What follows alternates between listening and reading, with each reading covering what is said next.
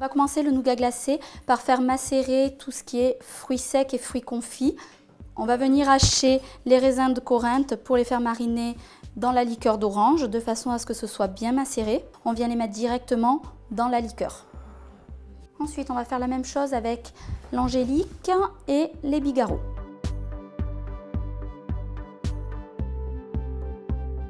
Et on va venir les mélanger pour les recouvrir d'alcool.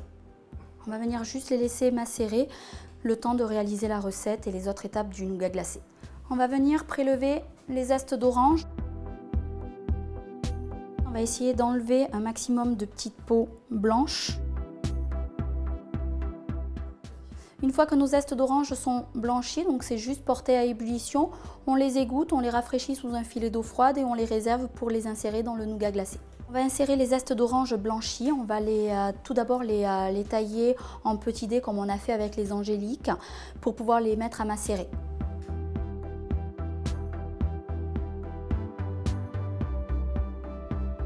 On va passer maintenant à la réalisation de la nougatine pour avoir le côté croquant et caramélisé dans le nougat glacé. Donc pour ça, il nous faut du sucre et des amandes. On va venir réaliser un caramel. On va attendre que ça caramélise une couleur de caramel bien blonde pour y ajouter les amandes à l'intérieur et bien les faire revenir dans le caramel. On vient y ajouter les amandes de façon à bien les enrober. Avant que le caramel ne soit trop cuit, on va débarrasser nos amandes qui sont bien enrobées sur une feuille de papier cuisson. On peut l'aplatir légèrement, donc attention, c'est un petit peu chaud. Soit vous le faites avec un rouleau à pâtisserie ou sinon délicatement, on vient juste un peu tasser. La troisième étape du nougat glacé, c'est la meringue italienne. C'est des blancs d'œufs qui sont tempérés avec ce qu'on appelle un sucre cuit. Un sucre cuit, c'est de l'eau, du sucre qu'on va porter à peu près à 121 degrés.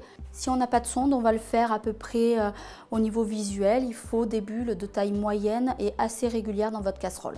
Je verse le sucre sur les blancs d'œufs qui sont légèrement mousseux jusqu'à que le volume ait triplé et jusqu'au total refroidissement de la cuve.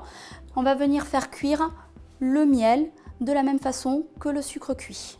Une fois que notre meringue est refroidie, on va venir verser le miel qui a cuit pareil que le sucre cuit sur la meringue et on va venir battre jusqu'au total refroidissement. Exactement la même étape. Une fois que notre cuve est froide, on va venir débarrasser la meringue italienne avec le sucre cuit et le miel dans un saladier. On va venir faire la crème fouettée. La crème fouettée, c'est de la crème liquide à 30% de matière grasse il faut qu'elle soit très froide dans une cuve de batteur froide ou un saladier quand même froid. Et on va monter jusqu'à total foisonnement. Le foisonnement, c'est l'incorporation de bulles d'air dans de la matière grasse.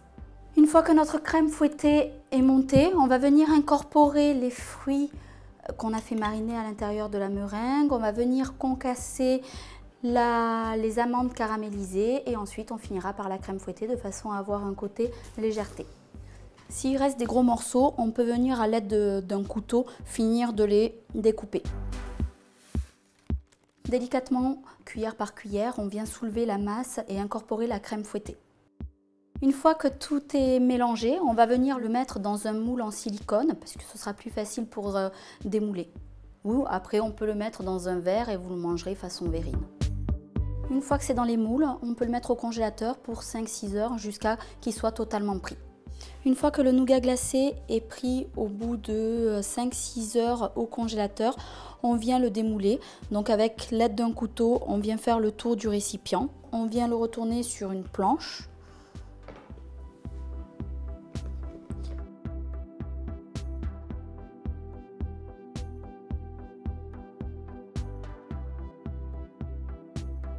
On peut venir découper des tranches et les servir avec un coulis de fruits rouges.